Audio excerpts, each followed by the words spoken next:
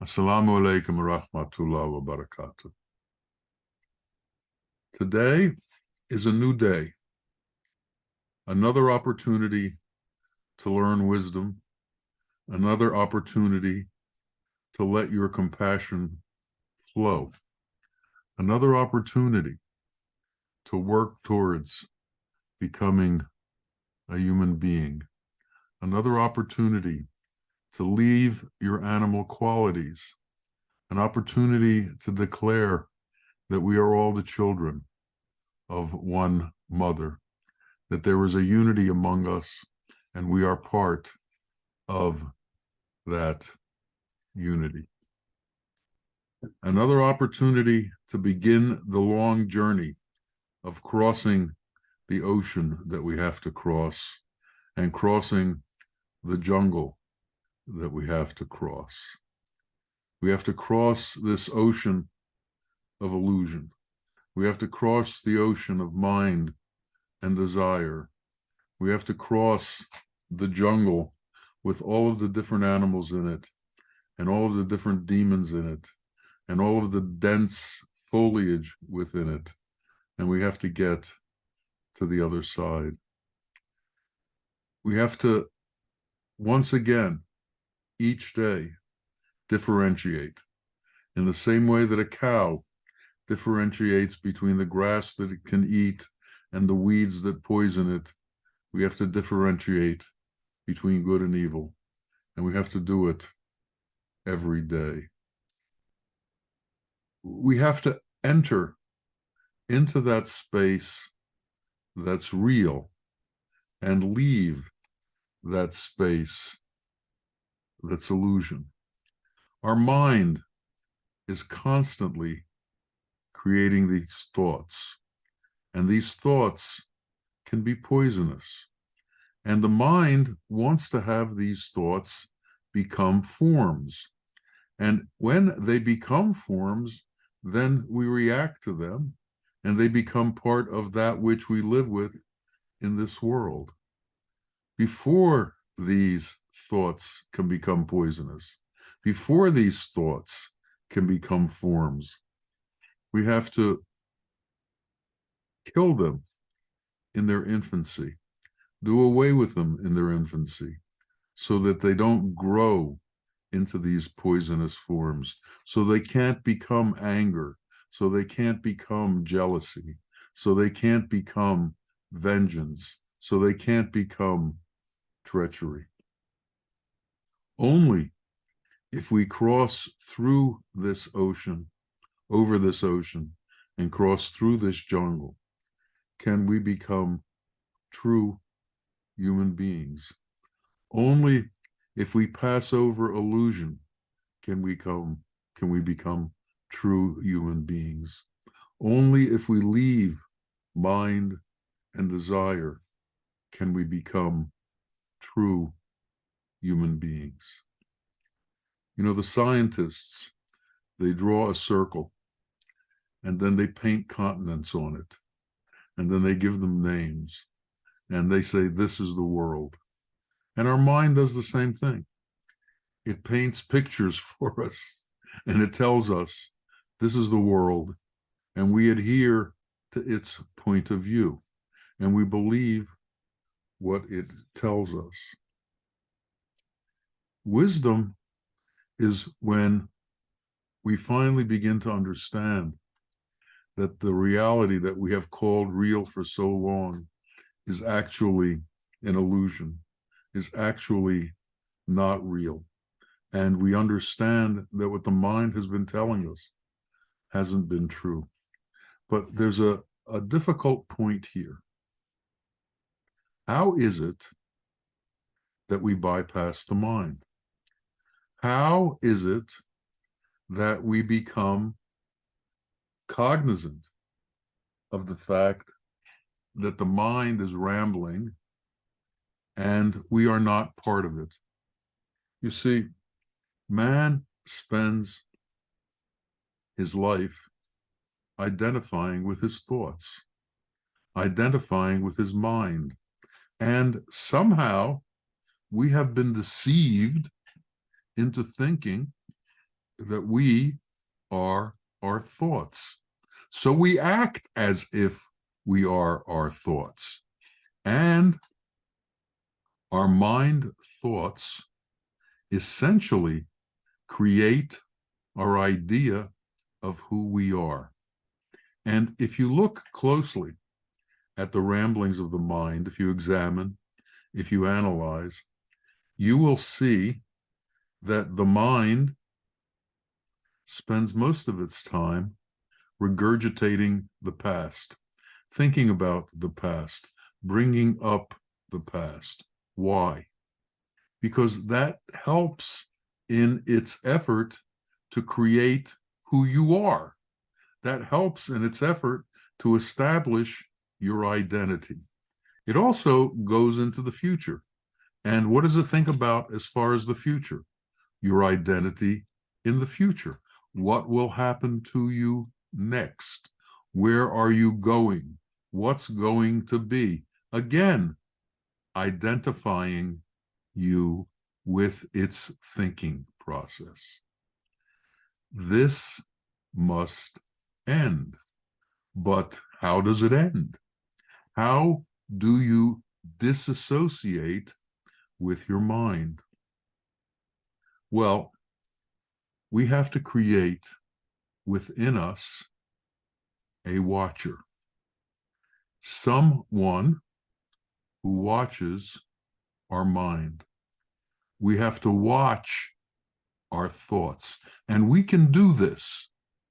We can set up the true self within us to watch the illusory self within us. And we have to make this effort, and we have to create this distinction. So you have to have a witness within yourself. By the way, the name of my website is The Witness Within, in case you don't know. But you have to set up a witness within you, and this witness has to watch the thought process. And as you're watching it, you can become cognizant of the fact that that's not you. That's just your mind doing what it does, which is create thoughts.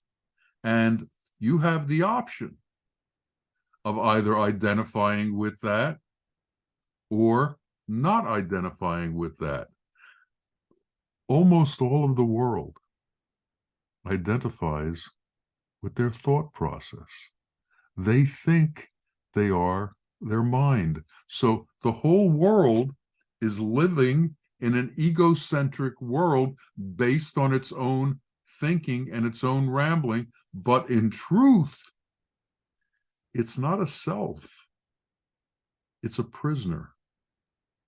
There's no freedom there because you're controlled by your thoughts, and you do what your thoughts tell you. So in order to escape, you have to be able to watch your thoughts and then disassociate yourself from your thoughts. And that's when your essential being can be found, and a new type of transcendent consciousness has entered into your being, a new consciousness that you've never been aware of before, a new consciousness that separates your true self from your illusory self, a consciousness that brings reality into being as opposed to illusion, a new self that sees illusion for what it is and can push it aside as opposed to attaching to it and having it take you everywhere it goes. It's like being in a carriage with horses that are out of control. And the horses take you wherever the horses want to go because nobody has the reins on the horses. So we have to learn not to be slaves to our own minds. We have to learn not to be slaves to the thinking process that goes on inside of us day in, day out, and never stops. We have to learn to escape from this mind and to escape from desire. Desire and mind look at the world and they see it as this huge place. But if you look at the world through a camera, it becomes a tiny spot. The whole world can be seen in just through a little lens. Everything that your eye can see, you can see through a small lens. Well, the world's actually very small. It's the mind that has made it so large. It's the mind that has made it so confusing. It's the mind that has made it so complicated. It's like when you go to a lawyer. It depends what kind of lawyer you go to. One kind of lawyer will tell you how complicated your issue is and how many hours it's going to take to resolve, and how you're so fortunate to have found him because he's one of the few who's bright enough to figure out the immense dilemma that you're in. Or you can go to a lawyer and says, oh, this is nothing. We can take care of this in about 3 minutes. The point is that your mind wants you to think that you need it to solve every problem, that you need it in order to make your way through this world, that you need it in order to make your way through the ocean of illusion and through this jungle of illusion. And the truth is, it is the ocean of illusion, and it is the jungle of illusion. And it's trying to tell you that it's something other than that it's reality, and it's not reality. And for you to find reality, you have to be able to watch your mind. So you need to set up this true entity within yourself, give it essence, allow it to watch. And it's not hard to do. You enter into this space of non-thinking. You enter into this space of watching. In Turkish, there's a word called sohbet. And when sheikhs discourse, it is said that they are giving sohbet. And the definition of sohbet is to speak without thinking, because now you are connected to the source of things. You are connected to that river that flows eternally and never stops. And when you are connected to that source of things, then everything changes. Some people who are involved in the arts call it the creative process. Out of nowhere, lyrics come. Out of nowhere, symphonies come. Out of nowhere, poems come. Out of nowhere, treatises come. But they don't come out of nowhere. They come from being connected to reality. They come from being connected to the resonance of the truth. And the mind isn't connected to that. The mind is its own entity that makes you think that it knows and sees and does everything. And it doesn't, and it can't. So we, in order to find truth, need to transcend this mind. We need to transcend desire. We need to transcend the attachment to our thoughts. We need to transcend this ongoing moderator that we have that goes on in our head, which tries to explain everything that we do and take us in all different directions. And this is done by setting up a watcher to watch the mind. Now, you can't do this 24 hours a day right away, but you can start by removing yourself for a while each day and purposefully sitting still and watching your mind, watching the thought process go on. Some people call this meditation. Now, it isn't necessarily meditation. I call it watching the mind. But as you watch the mind, and as you understand that there's another reality, there are also a lot of things that have to go on simultaneously. One of them is that you have to begin to purify the heart. You have to begin to purify the self. You have to make yourself clean. None of this watching and none of this crossing over illusion can occur if you're not pure. Because if you're not pure, then you still have the magnetic centers that are attracted to the frivolous nature of what goes on in the mind. You're attracted to the frivolous ideas that the mind has about the world. You're attracted to the frivolity of illusion. You're attracted to the joy, the superficial joy of illusion, and you think that that's somehow going to satisfy you. Only when you become purified and you are no longer attracted to these things can you, in fact, enter into that new state of consciousness.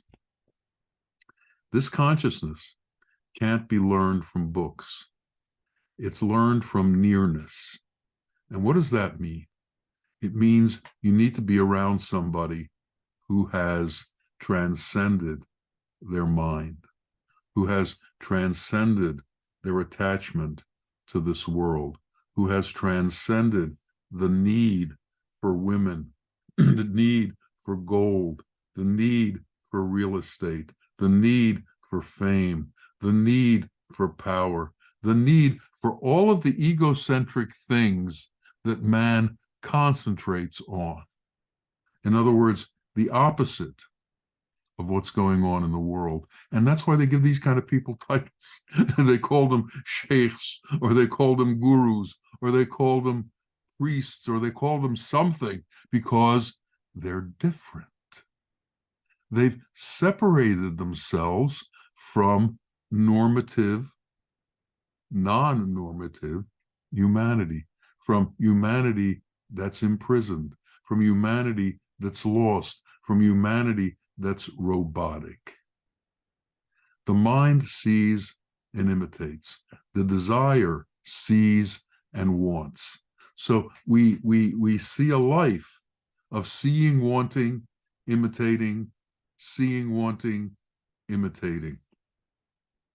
There was a book written in the 1870s by a man named Thorstein Veblen. He was a Norwegian economist. And the book is called A Theory of Conspicuous Consumption. And he explained that economies are driven by consumption. And in modern Western society, what is it that people want? They want things that other people can see so that they will think of them as being important. They will think of them as having more than them. So people don't do things because they need them. They do things because of ego-driven, perverse satisfaction. We have to get away from these perverse satisfactions. We have to get to reality. And to get to reality, we have to begin to incorporate God's qualities into our being that we have purified and that we have also separated from our mind and desire. Now, this is not an easy task. This is not something that you can just say, well, I'm going to do this tomorrow and then I'll be done with it. This is a work of a lifetime. This is the work of finding our way from illusion to reality. And this is done through concentration and through commitment and through the understanding that it's only through surrender to God that we can do this. And what does surrender to God mean? We have to think about that. God is, and the best that we as man are capable of understanding is that God is his names, his gracious qualities, and the qualities within his names. And when we learn those qualities, what is it that we need to do? We can't just talk about them. We have to incorporate them. So they are nouns, but they have to become verbs. We have to bring them into action.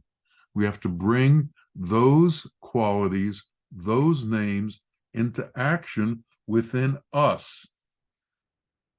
We can't just philosophize. We have to become.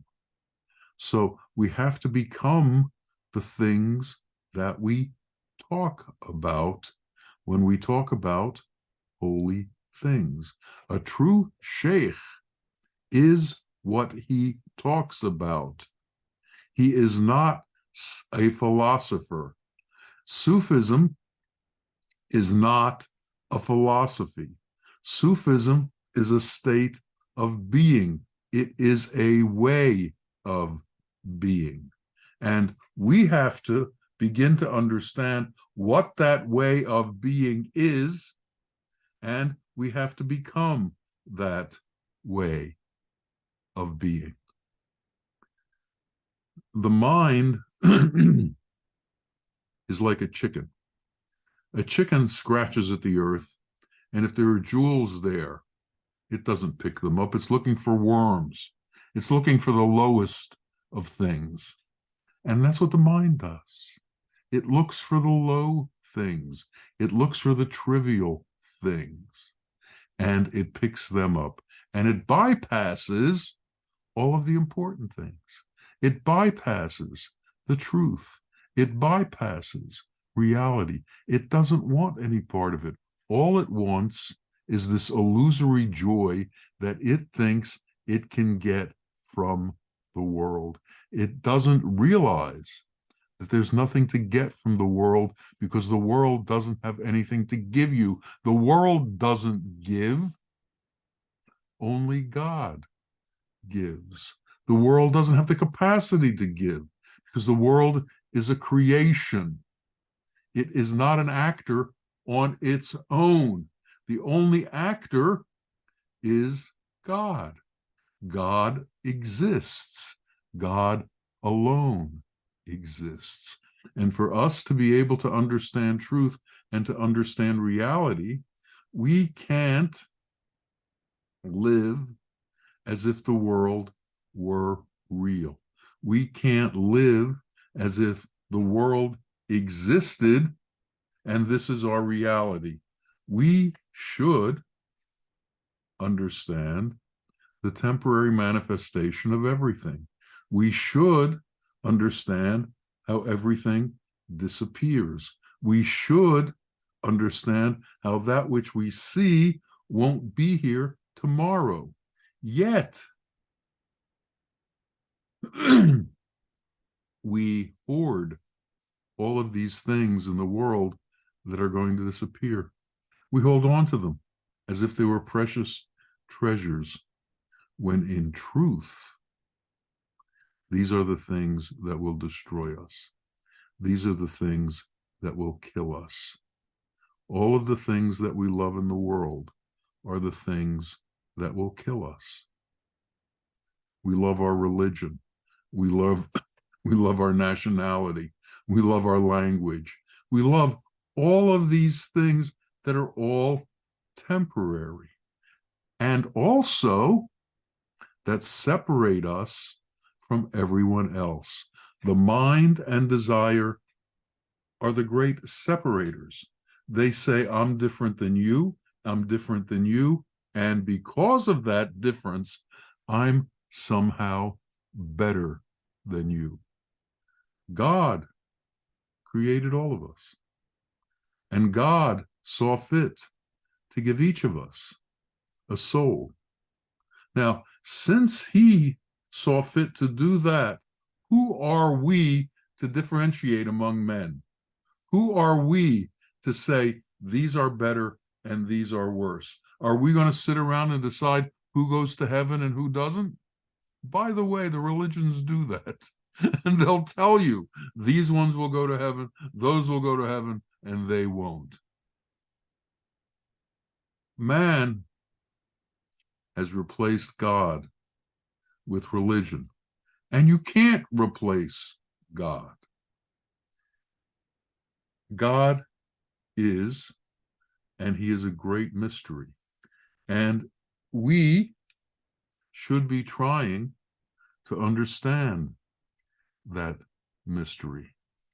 And to be able to understand that mystery, we have to escape from illusion. We have to leave illusion, and we have to leave the hold, the attachment that it has on us. And the question, again, is how do we do it?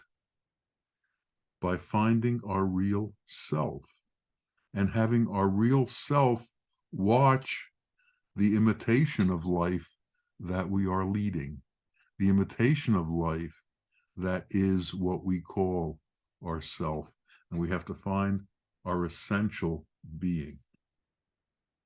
You know, if you go to a honeycomb and you want to get honey, what do you have to do?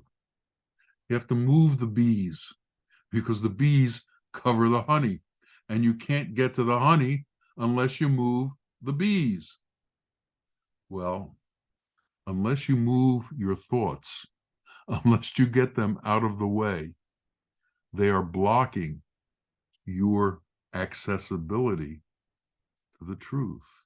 And when you've pushed the thoughts aside, when you are no longer beholden to them, when you are no longer stuck with them, when they no longer have you in their grasp and push you and pull you all over the place, then you have the opportunity to find reality. And reality is what we should be seeking. But Satan is telling us that there is great joy to be found in this world. There's great wealth to be found in this world.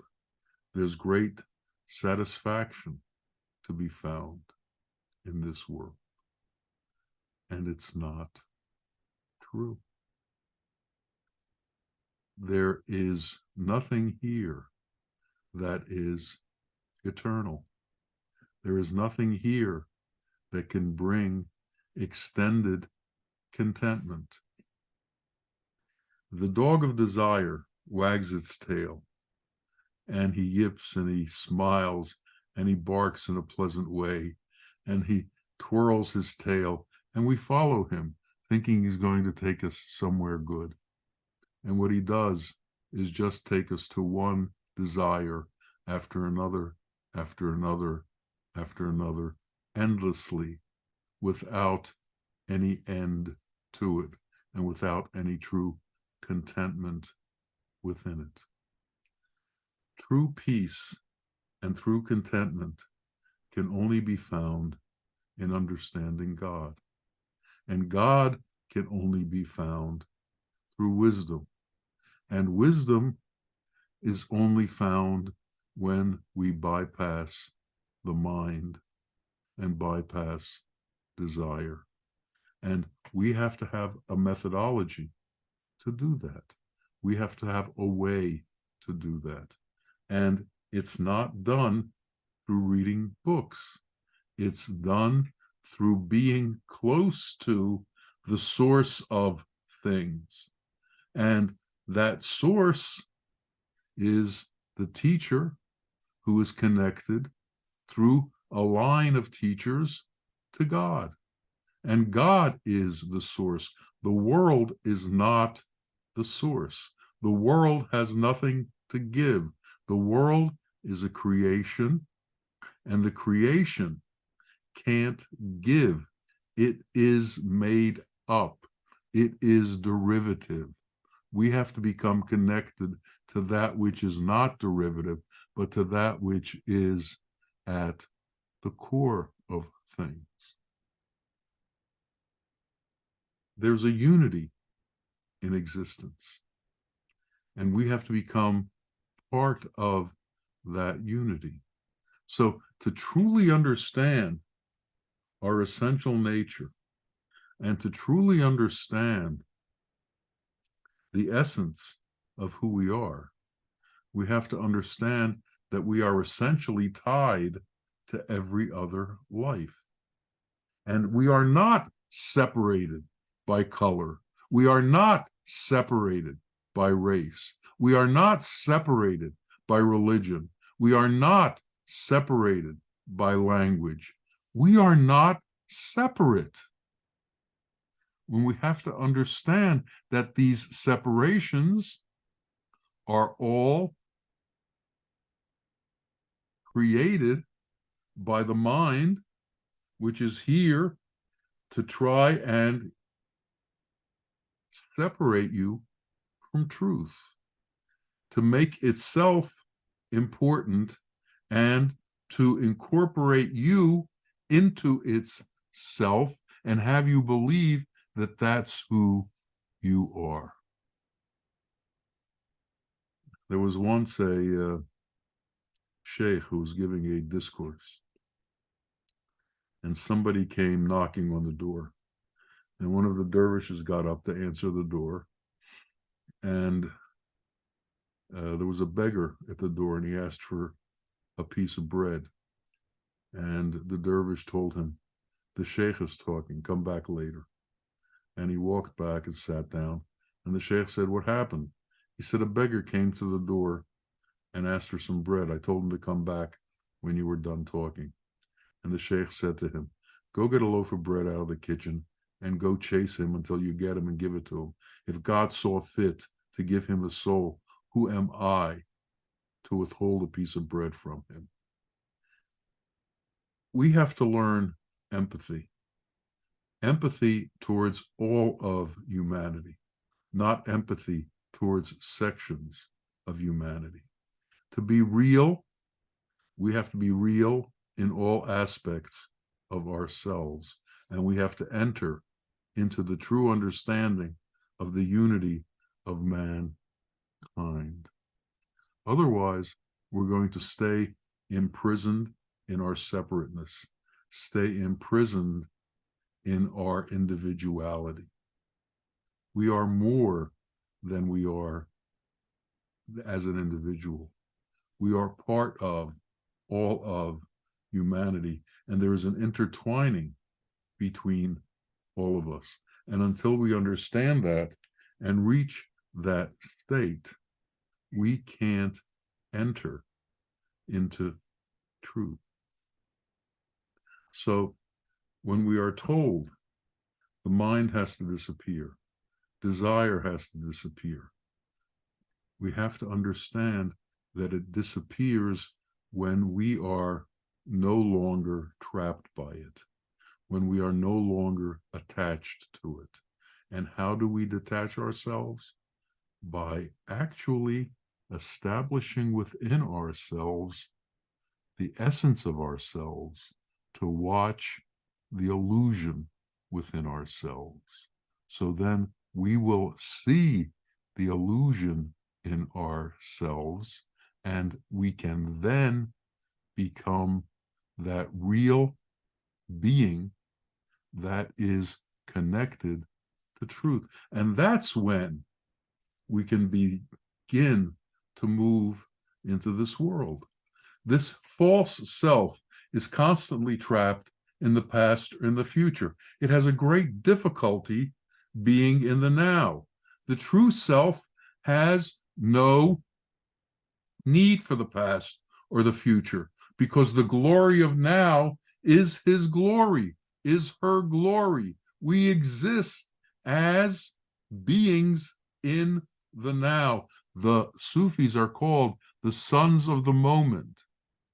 It means that they have no past. They just have the present. And the present is all that there is. And if you think about it, what can you do with the past? And what do you know about the future? You know, somebody once described worrying as feeling future pain now. You think about your future and you see it going wrong, and then you feel the pain of it. The mind doesn't differentiate between future pain, past pain, and present pain. It's all the same to it. We need to escape from the past. We need to escape from this imaginary future. We need to learn to live in the now with God's qualities, and integrating those qualities into our being now will bring us into reality and take us in a transcendent path towards the truth, towards reality, towards knowing ourselves. When we reach this state, we'll be able to see who we are. When we reach this state, we'll be able to know what true man is. When we reach this state, we will be able to understand where the words that come to the Sheikh come from, because we'll be in that same space where those words come to. So let us begin to intend to find reality. Let us begin to intend to leave illusion and find the truth. Let us intend come to know ourselves and to come to know our Lord and to come to know the true glory of this existence that Allah created. Ameen, Ameen. Ya Rabbil Alameen. Assalamu alaikum wa rahmatullahi wa barakatuh.